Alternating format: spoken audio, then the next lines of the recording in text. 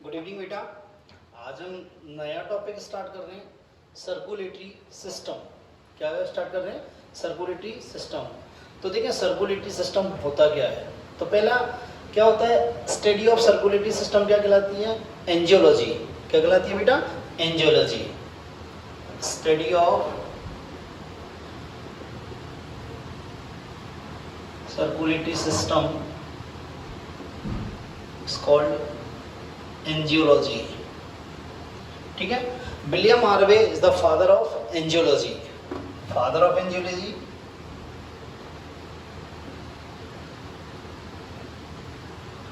William Harvey.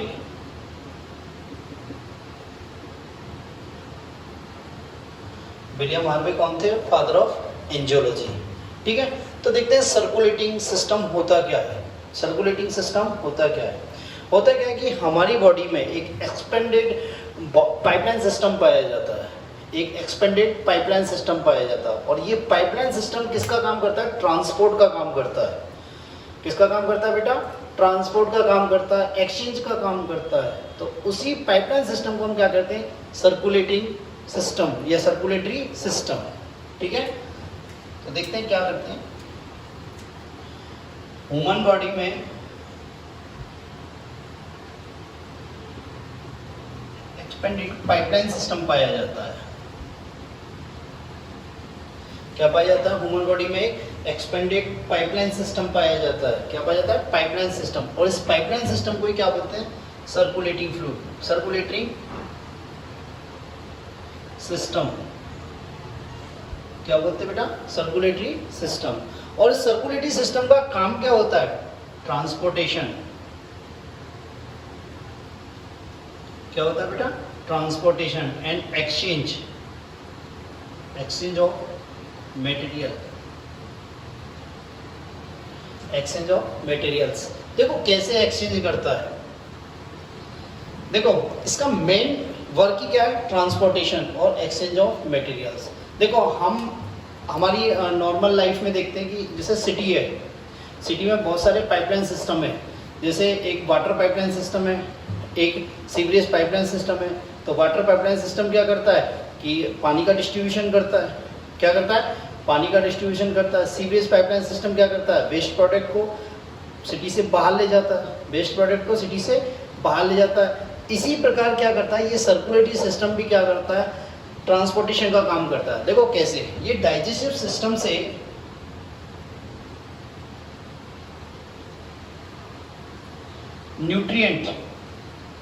Nutrients का transport करता है। क्या करता है? एलिमेंट्री कैनाल से न्यूट्रिएंट को कहाँ तक ले जाता है? सेल्स तक, टिश्यू तक, सिस्टम तक, बॉडी के सिस्टम्स तक।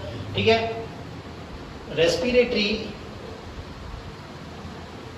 ऑर्गन से किसका ट्रांसफर करता है? ऑक्सीजन, CO2 का। किसका करता है? ऑक्सीजन एंड CO2 का। एंडोक्राइन सिस्टम से, एंडोक्राइन सिस्टम से किसका ट्रांसपोर्ट करता है? हार्मोन का। किसका? हार्मोन का। एक्सक्रीटरी सिस्टम से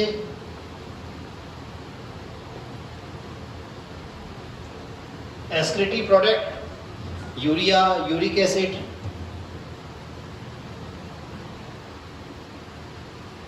क्या बेटा? Excretory product. इन सब का क्या करता है? ट्रांसपोर्ट करता है। क्या करता है? ट्रांसपोर्ट करता है। ठीक है।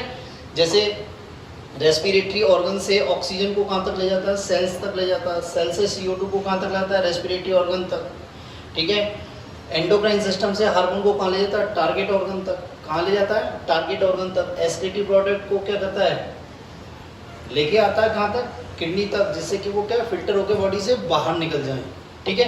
तो ये है हमारा सर्कुलेटरी सिस्टम या सर्कुलेटरी सिस्टम। ठीक है। तो दोबारा देख लो, सर्कुलेटरी सिस्टम क्या है? Study of circulatory system is angiology. क्या? Angiology. Father of angiology is the William Harvey. कौन बेटा? William Harvey. ठीक है। बॉडी में एक एक्सटेंडेड पाइपलाइन सिस्टम होता है, इसे सर्कुलेटरी सिस्टम कहते हैं। क्या बोलते हैं? Circulatory system. और सर्कुलेटरी सिस्टम का काम क्या होता है? ट्रांसपोर्टेशन और exchange of material, exchange of material. ठीक है। क्या क्या एक्सचेंज करता है, क्या क्या ट्रांसपोर्ट करता है? डाइजेस्टिव सिस्टम से किसका? न्यूट्रिएंट का ट्रांसपोर्ट करता है। रेस्पिरेटरी ऑर्गन से किसका ऑक्सीजन CO2 का ट्रांसपोर्ट करता है, एंडोक्राइन सिस्टम से किसका करता है हार्मोन का करता है, और एक्सक्रीटरी सिस्टम से किस करता है एक्सक्रीटरी प्रोडक्ट का ट्रांसपोर्ट करता है। ठीक है, बात मेरी यहाँ तक समझ में आई। देखो एक चीज और देखो, ये सर्कुलेटरी सिस्टम होता है क्या होता है ये सर्कुलेटरी सिस्टम कंप्लीटली मीजोडर्मल होता है। क्या होता है बेटा मीजोडर्मल इन ओरिजिन। क्या होता है ये मीजोडर्मल होता है। ठीक है, सर्कुलेटिंग सिस्टम दो टाइप का होता है, एक तो ओपन सर्कुलेटरी सिस्टम और एक क्लोज सर्कुलेटरी सिस्टम। क्या होता है ओपन सर्कुलेटरी सिस्टम और एक होता है क्लोज सर्कुलेटरी सिस्टम।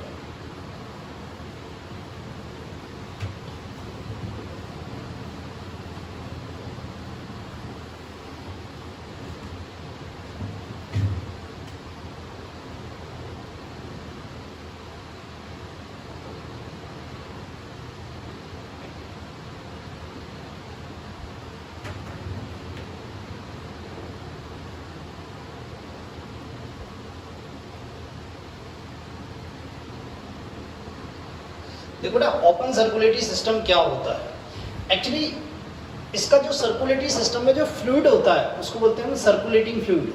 क्या बोलते हैं सर्कुलेटिंग फ्लूइड। तो होता क्या है ये ओपन सर्कुलेटरी सिस्टम में जो हार्ट होता है, क्या होता है बेटा हार्ट। ये हार्ट क्या करता है इस सर्कुलेटरी फ्लूइड को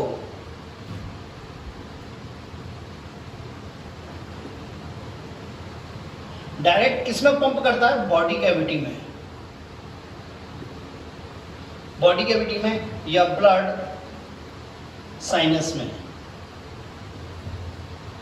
क्या करता है बेटा ये हार्ट होता है ये सर्कुलेटिंग फ्लूइड को किस में डायरेक्ट पंप करता है बॉडी कैविटी में या ब्लड साइनस में। ठीक है, अब देखो जब ब्लड साइनस में या बॉडी कैविटी में डायरेक्ट ब्लड फ्लो होगा या ब्लड पंप होगा तो ब्लड किसके कहाँ फ्लो होगा तो या सर्कुलेटिंग कहाँ फ्लूइड कहाँ फ्लो होगा तो circulating fluid flow between cell and tissue, cell and tissue. और हम क्या कह सकते हैं जब सेल और टिश्यू के बिटवीन में सर्कुलेट हो रहा है ये फ्लो हो रहा है सर्कुलेटिंग फ्लूइड, तो सेल और टिश्यू क्या होंगी डायरेक्ट कांटेक्ट में होंगी। किसमें होंगी डायरेक्ट कांटेक्ट में। तो cell and tissue direct contact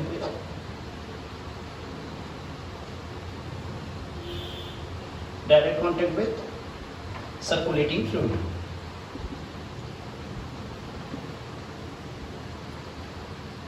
मतलब हम ये कह सकते हैं कि ये सेल और टिश्यू सर्कुलेटिंग फ्लूइड में क्या होते हैं डिप होते हैं। क्या होते हैं डिप होते हैं। तो ये किस में पाया जाता है ये पाया जाता है ऐसे बेटा ओपन सर्कुलेटरी सिस्टम आपने पढ़ा होगा, एनिमल क्लासिफिकेशन जब आपने पढ़ा होगा तो पढ़ा होगा ये मोलस्का में पाया जाता है। किस में पाया जाता है मोलस्का में। कौन से मोलस्क नॉन सेफेलोपोड्स। कौन से बेटा नॉन सेफेलोपोड्स। और किस में पाया जाता है आर्थ्रोपोडा में। किस में पाया जाता है आर्थ्रोपोडा में। ठीक है, तो एक बार दोबारा देख लो ओपन सर्कुलेटरी सिस्टम में क्या होता है कि जो सर्कुलेटिंग फ्लूइड है वो डायरेक्ट कहाँ फ्लो होता है बॉडी कैविटी में। किसमें बॉडी कैविटी में। तो ये हार्ट जो होता है ये सर्कुलेटिंग फ्लूइड को कहाँ पंप करता है डायरेक्ट बॉडी कैविटी में या ब्लड साइनस में। तो जब ब्लड साइनस में डायरेक्ट फ्लो हो रहा है तो क्या होगा ये सर्कुलेटिंग फ्लूइड किसके बीच में फ्लो करेगा सेल और टिश्यू के बिटवीन में, इन दोनों के बीच में फ्लो करेगा। जब इनमें फ्लो करेगा तो सेल और टिश्यू डायरेक्ट क्या होगी सर्कुलेटिंग फ्लूइड के कांटेक्ट में होंगी, डायरेक्ट सर्कुलेटिंग फ्लूइड के कांटेक्ट में होंगी। ठीक है, इसका एग्जांपल क्या है Mollusca and arthropoda. Arthropoda and Mollusca. और मोलस्का भी कौन से नॉन सेफेलोपोड।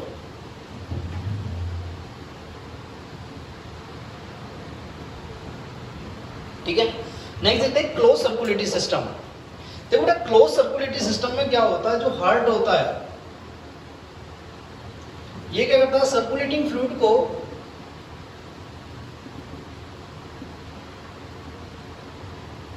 बॉडी कैविटी में पंप नहीं करता, किस में करता है क्लोज ब्लड वेसल्स में। क्लोज ब्लड वेसल्स में, क्लोज ब्लड वेसल्स में पंप करता है। ठीक है, या आप ब्लड वेसल्स कह लो, क्लोज ब्लड वेसल्स या लिम्फ वेसल्स हम बाद में डिस्कस करेंगे। तो क्लोज वेसल्स में क्या करता है, ये फ्लो पंप करता है। तो क्या होगी,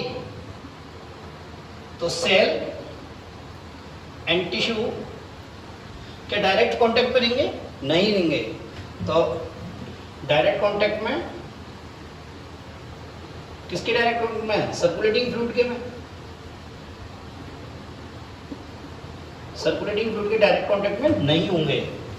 ठीक है, देखो जैसे ये हार्ट है, अब इसने इस क्लोज ब्लड वेसल्स में, क्लोज वेसल्स में ब्लड को पंप किया और सेल यहाँ है, ये सेल है, टिश्यू है, तो ये डायरेक्ट कांटेक्ट में नहीं है, ये क्या डायरेक्ट कांटेक्ट में नहीं है।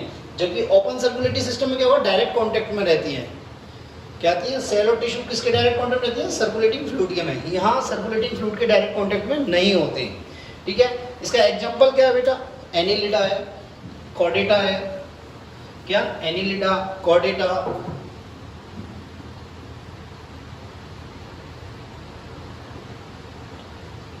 मोलस्का। मोलस्क कौन कौन से हैं बेटा, सेफेलोपोड, कौन से बेटा, सेफेलोपोड। और आपकी बुक में क्या एग्जांपल दे रखे, ह्यूमन एंड रैबिट। क्या एग्जांपल दे रखे, human and rabbit, human and rabbit, इसका एग्जांपल दे रखा है आपकी बुक में। ठीक है, तो ये हो गया open circulatory system and close circulatory system. ठीक है, एफिशिएंसी देखें तो क्लोज सर्कुलेटरी सिस्टम की एफिशिएंसी अधिक होती है। ठीक है, नेक्स्ट आता है, देखो on the basis of circulating fluid, on the basis of circulating fluid, the circulatory system can divided into two parts, the two systems.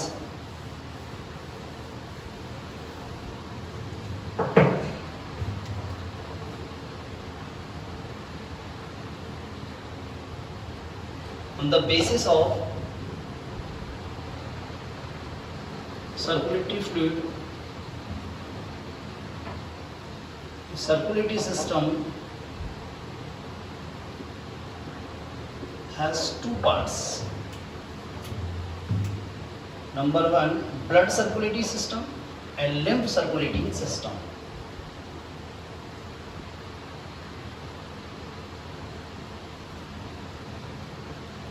क्या बेटा, ब्लड सर्कुलेटिंग सिस्टम या सर्कुलेटरी सिस्टम बोल दो, सर्कुलेटिंग सिस्टम या circulatory,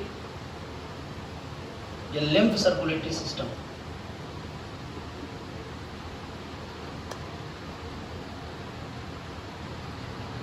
ठीक है, देखो blood circulatory system में जो सर्कुलेटिंग फ्लूइड होता है, क्या बेटा, सर्कुलेटिंग फ्लूइड होता है यहां पर, वो क्या होता है, ब्लड। और यहां क्या होता है, लिम्फ। क्या होता है बेटा, लिम्फ। ब्लड सर्कुलेटरी सिस्टम में हम कौन कौन से पार्ट्स आते हैं, देखो इसमें 3 पार्ट्स इंक्लूड किए जाते हैं, blood, second blood vessels and heart. 3 parts इसमें इंक्लूड किए जाते हैं। इधर क्या किए जाते हैं, लिम्फ सर्कुलेटरी सिस्टम में 4 पार्ट्स इंक्लूड किए जाते हैं, lymph, lymph vessels, lymph organ and lymph node।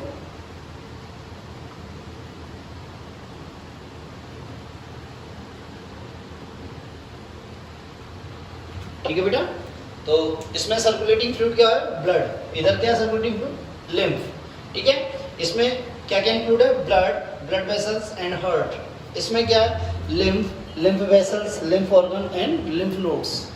क्या बेटा, लिम्फ नोड्स।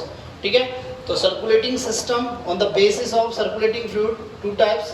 ठीक है, ब्लड सर्कुलेटरी सिस्टम और लिम्फ सर्कुलेटरी सिस्टम। इन दोनों को हम एक एक करके कंप्लीटली डिस्कस करेंगे। तो पहला डिस्कस करेंगे अपन ब्लड। क्या डिस्कस करेंगे बेटा, ब्लड।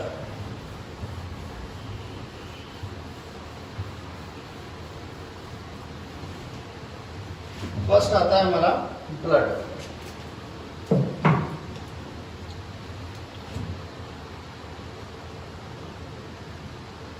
देखो ना, ब्लड क्या होता है?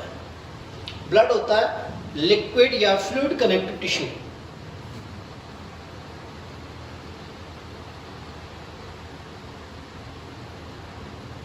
फ्लूइड कनेक्टिव टिश्यू, और इसे फ्लूइड कनेक्टिव टिश्यू होता है, क्या होता है बेटा? ये फ्लूइड कनेक्टिव टिश्यू होता है, ठीक है। इसे फॉल्स कनेक्टिव टिश्यू भी कहते हैं। क्या कहते हैं बेटा?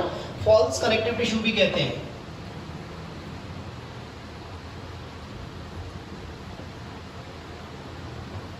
क्या बोलते हैं जरा? फॉल्स कनेक्टिव टिश्यू को मैं अभी बताऊंगा क्यों कहते हैं। उसके थ्री रीजंस हैं। देखो, ब्लड कैसा होता है? रेड इन कलर होता है, ठीक है। कितना अमाउंट होता है? बॉडी वेट का 7 to 8%। कितना वेट होता, कितना पार्ट होता है? बॉडी वेट का 7 to 8%। देखें तो मेल में कितना होता है? ये होता है 5 to 6 लीटर, और फीमेल में कितना होता है बेटा? ये 4 to 5 लीटर। कितना होता है बेटा? 4 to 5 लीटर। इसकी पीएच क्या होती है बेटा? 7.4 होती है। कितनी होती है बेटा? 7.4 होती है। क्या होती है? 7.4, ठीक है। इसे फ्लूइड कनेक्टिव टिश्यू कहते हैं या फ्लैश कनेक्टिव टिश्यू कहते हैं। रेड इन कलर होता है। क्या होता है इसका? अमाउंट वॉल्यूम कितना है? 7 to 8% of body weight. Body weight का 7 to 8%। मेल में कितना होता है? 5 to 6 लीटर्स होता है। फीमेल में कितना होता है? 4 to 5 लीटर होता है। और पीएच कितनी होती है? 7.4, स्लाइटली बेसिक या एल्कलाइन।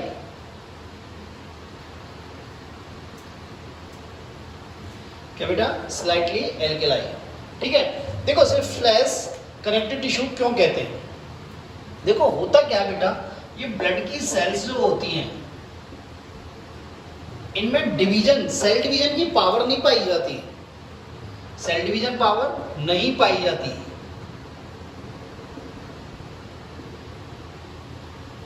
सेल डिवीजन पावर क्या होती है? एब्सेंट होती है। They are unable to divide, ठीक है। तो ब्लड की जो सेल्स होती हैं वो क्या होती है? उनमें सेल डिवीजन की पावर नहीं पाई जाती। ये क्या होते हैं? डायरेक्ट बोन मैरो में फॉर्म होती है। इनका फॉर्मेशन कहाँ होता है? डायरेक्ट बोन मैरो में। कहाँ होता है बेटा? बोन मैरो में। दूसरी बात, इसकी जो मैट्रिक्स होती है, matrix is liquid part. Blood का जो मैट्रिक्स होती है लिक्विड पार्ट, या इसको प्लाज्मा भी कह सकते हैं बेटा। क्या कह सकते हैं? प्लाज्मा। मैं भी बताऊंगा वो प्लाज्मा। उसमें क्या होता है? फाइबर्स एब्सेंट होते हैं कंप्लीटली। फाइबर्स क्या होते हैं? कंप्लीटली एब्सेंट होते हैं, ठीक है।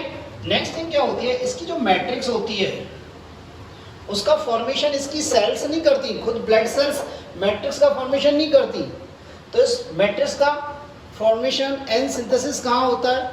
लीवर एंड लिम्फ टिश्यू में या लिम्फोइड टिश्यू में। कहाँ होता है बेटा? लीवर एंड लिम्फोइड टिश्यू में, ठीक है। इस मैट्रिक्स का सिंथेसिस और फॉर्मेशन कहाँ होता है? लिम्फ एवं लीवर में, लिम्फ एंड लीवर में। इसलिए इसे क्या बोलते हैं? Flash connective tissue. क्या कहते हैं बेटा? फ्लैश कनेक्टिव टिश्यू, ठीक है। मेरी बात समझ में आई? ठीक है। नेक्स्ट देखते हैं ब्लड का कंपोजिशन क्या होता है। ब्लड का कंपोजिशन क्या होता है? ये इंपॉर्टेंट है कि ब्लड को फ्लैश कनेक्टिव टिश्यू क्यों कहते हैं, ठीक है।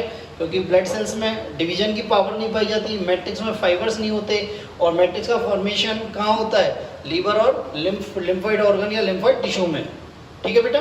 नेक्स्ट आता है ब्लड का कंपोजिशन।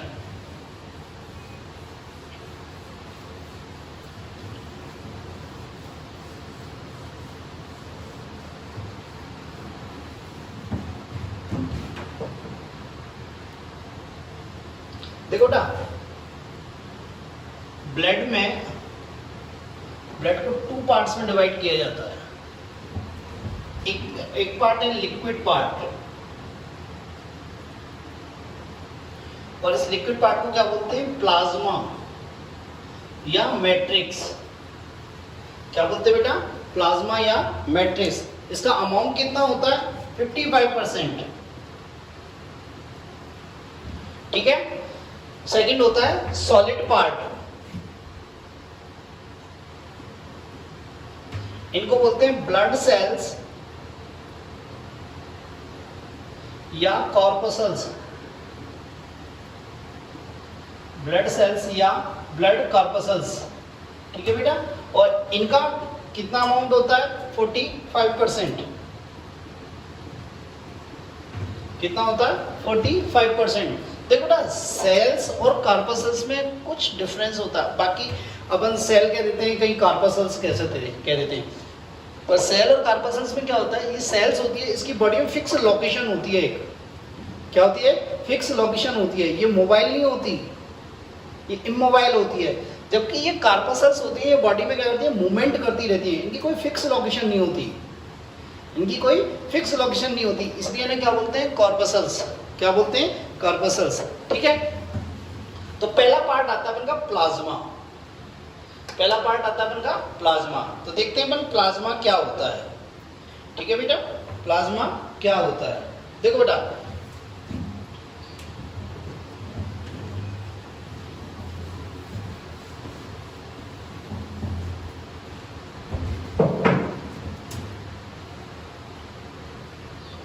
ठीक है, हमें पता है प्लाज्मा क्या है, लिक्विड पार्ट है, इसको ब्लड की मैट्रिक्स भी कहते हैं, क्या कहते हैं, ब्लड की मैट्रिक्स, ठीक है। ये पेल येलो कलर का होता है बेटा, कैसा होता है, पेल येलो कलर का। और इसका पेल येलो कलर क्यों होता है, इसका रीजन क्या होता है, इसका पेल येलो कलर यूरोबिलिनोजन के कारण होता है। किसके कारण होता है बेटा, यूरोबिलिनोजन के कारण इसका पेल कलर होता है। क्या होता है, इसका पेल कलर होता है, ठीक है। दूसरी बात, ये इसकी पीएच कितनी होती है, pH same as a blood 7.4 होती है। क्या होती है बेटा, 7.4 होती है। देखो मैं आपको प्लाज्मा बताता हूँ, प्लाज्मा अपन कैसे देखेंगे। कभी कभी हमारे कोई चोट लग जाती है, इंजरी हो जाती है, तो पहले तो क्या होता है, ब्लड फ्लो होता है, रेड कलर का ब्लड फ्लो होता है। तो कुछ देर बाद क्या होता है, क्लॉट बन जाता है और ब्लड का फ्लो होना बंद हो जाता है। इसके बाद क्या होता है, उस जगह से जहाँ वुंड हुआ है या इंजरी हुई है, वहाँ से क्या होता है, येलो कलर का, पेल येलो कलर का लिक्विड रिलीज होता रहता है, और उसे क्या बोलते हैं, प्लाज्मा। क्या बोलते हैं बेटा, प्लाज्मा, ठीक है। तो प्लाज्मा क्या है, ब्लड का लिक्विड पार्ट है, 55% होता है, पेल येलो कलर का होता है, किसके कारण, यूरोबिलिनोजन के कारण होता है। पीएच क्या होती है, 7.4 होती है, ठीक है। अब देखते हैं इस लिक्विड पार्ट में, प्लाज्मा में क्या क्या प्रेजेंट होता है, इसका कंपोजिशन क्या होता है। तो कंपोजिशन ऑफ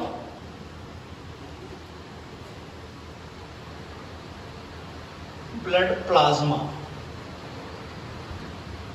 बेटा इसका कंपोजिशन बहुत इंपॉर्टेंट है, आपकी बुक में कंपोजिशन दे रखा है, ठीक है। तो कंपोजिशन में देखते हैं हम क्या क्या होता है। देखो इसके कंपोजिशन में होता है, वाटर होता है 92%, क्या होता है, वाटर होता है।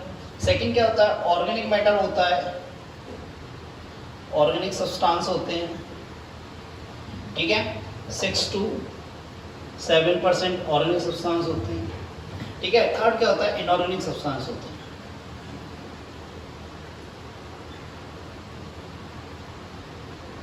कितने होते हैं इनऑर्गेनिक, 0.7 to 1%, ठीक है बेटा। क्या होता है, वाटर होता है 92% होता है, ऑर्गेनिक मैटर होता है 6 to 7% होता है, इनऑर्गेनिक मैटर होता है 0.7 to 1% होता है, ठीक है। तो ऑर्गेनिक मैटर में क्या क्या होता है, ठीक है, ऑर्गेनिक मैटर में क्या क्या होता है। तो पहला हम ऑर्गेनिक मैटर डिस्कस करेंगे। क्या करेंगे बेटा, ऑर्गेनिक मैटर। तो देखते हैं ऑर्गेनिक मैटर में क्या क्या होता है। देखो बेटा मोस्ट इंपॉर्टेंट पहला होता है प्लाज्मा प्रोटीन। क्या होती है बेटा, प्लाज्मा प्रोटीन। अब ये मत सोचना सर बहुत ज्यादा डिटेल में जा रहे हैं, आपके कोर्स में दे रखी है, ठीक है। प्लाज्मा प्रोटीन ये कितनी होती है, 6%, अराउंड 6%, 7% के अराउंड होती है, ठीक है। तो ये प्लाज्मा प्रोटीन में कौन कौन सी प्लाज्मा प्रोटीन होती है। देखो इसमें प्लाज्मा प्रोटीन में 3 या 4 प्लाज्मा प्रोटीन होती है मेनली। पहली होती है एल्बुमिन। क्या होती है, एल्बुमिन। ये होती है करीब 4%। नेक्स्ट होती है ग्लोब्यूलिन, ये होती है 2%। नेक्स्ट होती है फाइब्रिनोजन 0.3%। और नेक्स्ट होती है प्रोथ्रोम्बिन, ये कितनी होती है 0.3%। ठीक है बेटा। देखो इन सारी जितनी भी प्लाज्मा प्रोटीन है, इनका सिंथेसिस कहाँ होता है, इनका फॉर्मेशन कहाँ होता है, इनका फॉर्मेशन होता है लीवर में। कहाँ होता है बेटा, लीवर में। ये सब कहाँ सिंथेसाइज होती है, लीवर में, लीवर में सिंथेसाइज होती है। ठीक है। देखो ये एल्बुमिन क्या करती है, ये एल्बुमिन क्या करती है, मैंने आपको जब यूरिन फॉर्मेशन पढ़ाया था तो मैंने बताया था कि blood colloidal osmotic pressure, blood colloidal osmotic pressure, तो ये एल्बुमिन क्या करती है, ब्लड कोलाइडल ऑस्मोटिक प्रेशर को मेंटेन करती है। किसको मेंटेन करती है बेटा, ब्लड कोलाइडल ऑस्मोटिक प्रेशर को मेंटेन करती है। ठीक है बेटा, ब्लड कोलाइडल ऑस्मोटिक प्रेशर को मेंटेन ये करती है। ठीक है। ग्लोब्यूलिन, ये ग्लोब्यूलिन क्या होता है, इस ग्लोब्यूलिन का काम दो होता है, एक तो ट्रांसपोर्ट का काम होता है और एक क्या होता है, इम्यून सिस्टम से रिलेटेड होती है। ये इसके दो काम होते हैं, एक तो होता है ट्रांसपोर्ट का काम और एक होती है इम्यून सिस्टम से रिलेटेड। किससे रिलेटेड, इम्यून सिस्टम से रिलेटेड, मतलब ये एंटीबॉडीज का फॉर्मेशन करती है, जिन्हें हम क्या बोलते हैं, इम्यूनोग्लोब्यूलिन। क्या बोलते हैं बेटा, इम्यूनोग्लोब्यूलिन। ठीक है। तो देखो इसे देखो पहले ग्लोब्यूलिन को, एक्चुअली ये ग्लोब्यूलिन होती है ना, ये 3 टाइप की होती है बेटा। ये ग्लोब्यूलिन क्या होती है, 3 टाइप की होती है। कौन कौन सी होती है, alpha, alpha globulin, beta globulin and gamma globulin.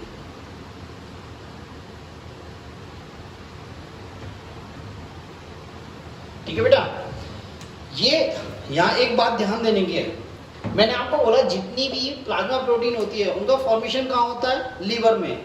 बेटा अल्फा और बीटा का सिंथेसिस कहाँ होता है, लीवर में। पर ये जो गामा ग्लोब्यूलिन है, ये गामा ग्लोब्यूलिन ये कहाँ बनती है, लिम्फोइड ऑर्गन्स में बनती है। इसका सिंथेसिस कहाँ होता है, लिम्फोइड ऑर्गन्स में। ठीक है।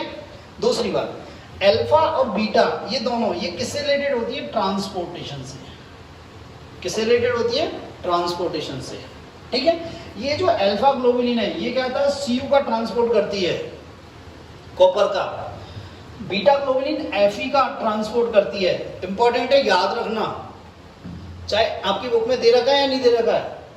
अल्फा ग्लोब्यूलिन किसका ट्रांसपोर्ट करती है, सीयू का, कॉपर का।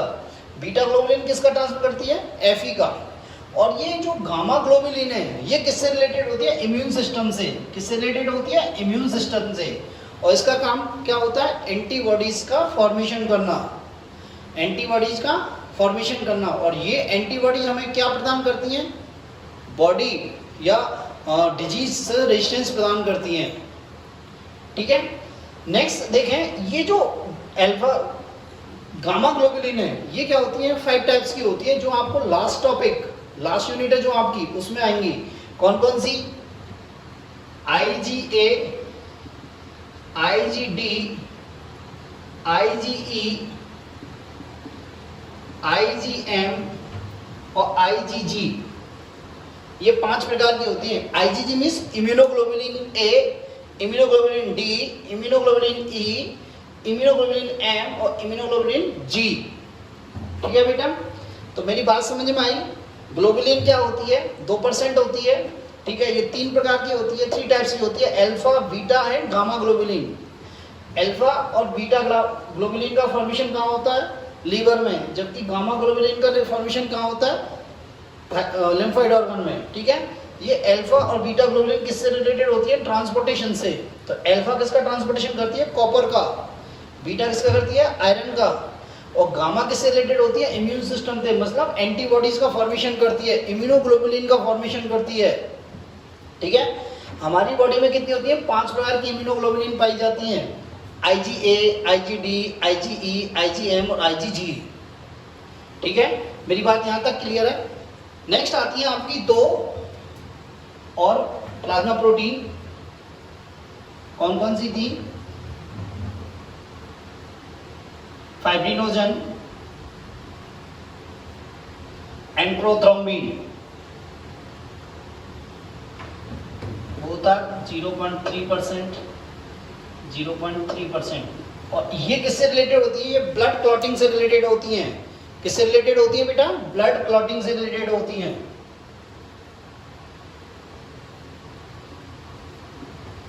किससे रिलेटेड होती हैं? ब्लड क्लॉटिंग से रिलेटेड होती हैं, ये फाइब्रिनोजन और प्रोथ्रोम्बिन। ठीक है, जब मैकेनिज्म ऑफ क्लॉटिंग पढ़ाएंगे तब आपको ये दोनों के बारे में मैं और बताऊंगा। ठीक है, तो ये हो गई आपकी क्या? Plasma protein. क्या हो गई बेटा? Plasma protein. सेकंड आता है न्यूट्रिएंट।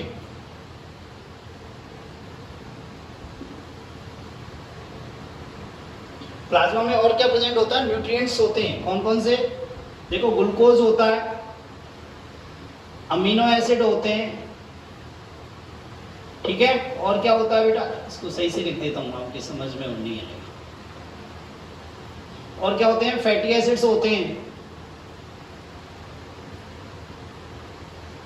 क्या होते हैं बेटा? Fatty acids. न्यूट्रिएंट्स होते हैं glucose, amino acid and fatty acids. Next आता है सी, रेगुलेटिंग एजेंट और बायोकैटालिस्ट एंड बायोकैटालिस्ट। रेगुलेटिंग एजेंट एंड बायोकैटालिस्ट भी प्रेजेंट होते हैं। तो वो क्या होते हैं? Hormone and enzyme. क्या होते हैं बेटा? Hormone and enzyme.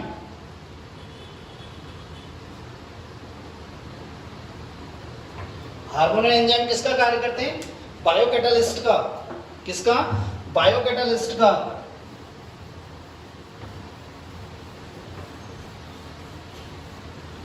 ठीक है, और क्या होता है? गैसेस होती हैं, ऑक्सीजन होती है, CO2 होती है एंड नाइट्रोजन होती है। ठीक है, एक्सक्रीटरी प्रोडक्ट्स होते हैं,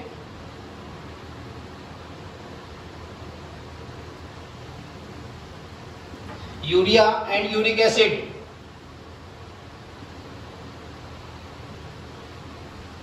ठीक है, क्या क्या होता है? Urea and uric acid. ठीक है, तो क्या क्या हो गया? प्लाज्मा प्रोटीन हो गई, न्यूट्रिएंट्स हो गए, ठीक है, रेगुलेटिंग एजेंट हो गए, बायोकैटालिस्ट हो गए, एक्सक्रीटरी प्रोडक्ट हो गए, गैसेस हो गई। ठीक है, ये तो हो गया organic substances, organic matter. Inorganic matter में क्या होता है? देखो,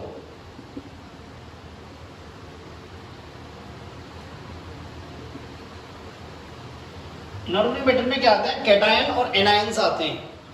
ये कितने होते हैं? 0.721%। ठीक है, ये मैंने मैक्सिमम रेंज लिखी है इनकी सबकी। ठीक है, तो कैटायंस और एनायंस में क्या होते हैं? कैटायंस कौन कौन से होते हैं? देखो, Na+, K+, Ca+2, Mg+2। ठीक है, ये क्या होते हैं? कैटायंस होते हैं, Na+, K+, Ca+, Mg+2। ठीक है, एनायंस कौन कौन से होते हैं? Cl-, phosphate, sulphate, bicarbonates. ठीक है, अब इनका काम क्या होता है?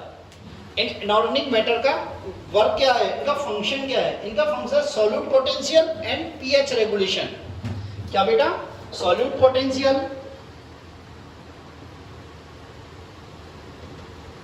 एंड पीएच मेंटेन या पीएच रेगुलेशन।